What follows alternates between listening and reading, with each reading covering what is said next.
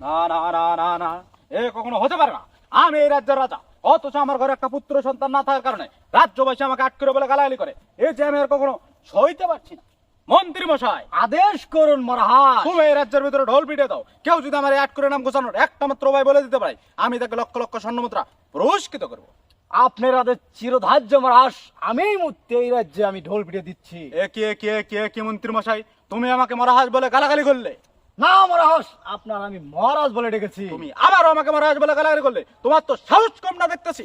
মহারাজ আপনি ভুল বুঝেছেন, আপনার আমি মহারাজ বলে ডেকেছি। এই কোথায় সেনাপক্ষী, তাড়াতাড়ি এসো আমার সামনে। জোর হুকুম মহারাজ। তুমি এই অকর্মণ্য মন্ত্রীর গদ্দান নাও।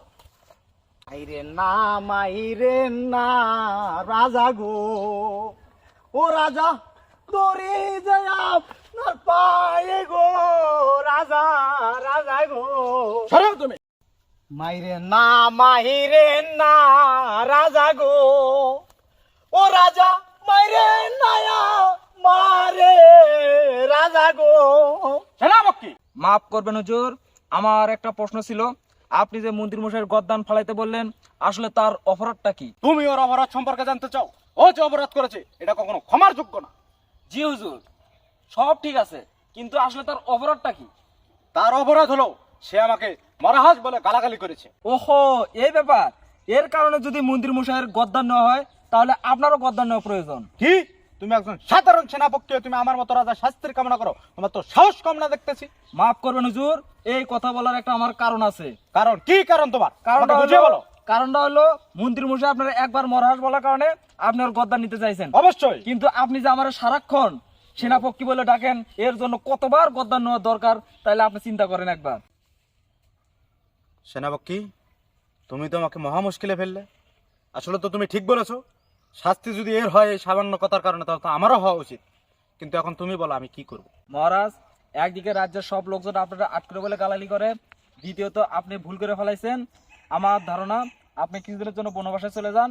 আপনি কিছুদিন বনবাস থাকলে সবকিছু ঠিকঠাক হয়ে যাবে। তুমি যে আমাকে বলতেছো আমি বনবাসে যাব, আমি যদি বনবাসে যাই তাহলে আমার এই পুরো রাজ্যের কি হবে?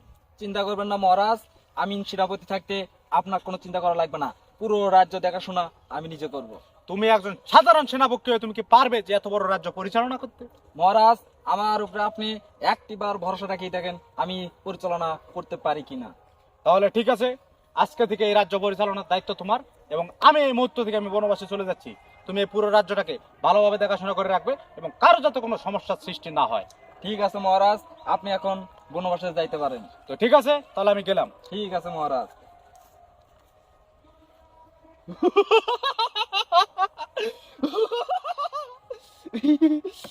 আমার কতদিনের সাধনা, এই রাজ্য, এই সিংহাসন, এই রানী সব আমি একদিন লুট করে নেব।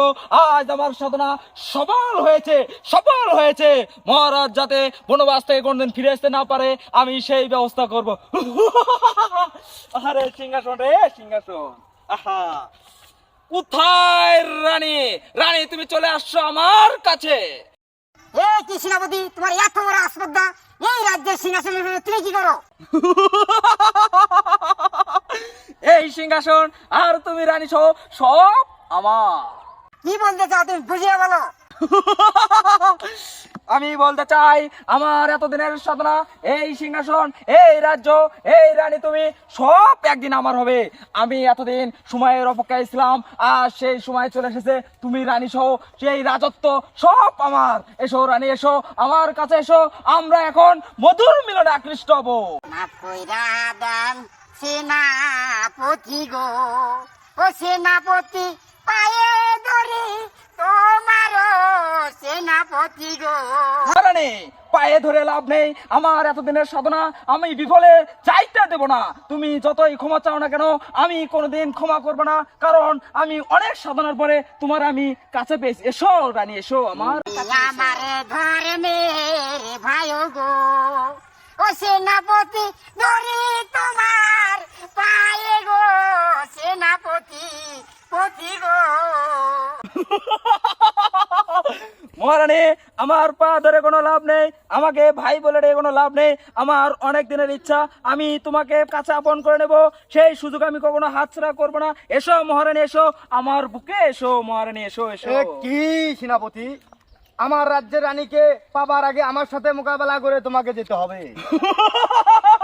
তোমার মতো সাধারণ সৈন্য আমার সাথে মোকাবেলা করবে? এসো দেখে এসো কার বাহুতে কত জোর। এসো।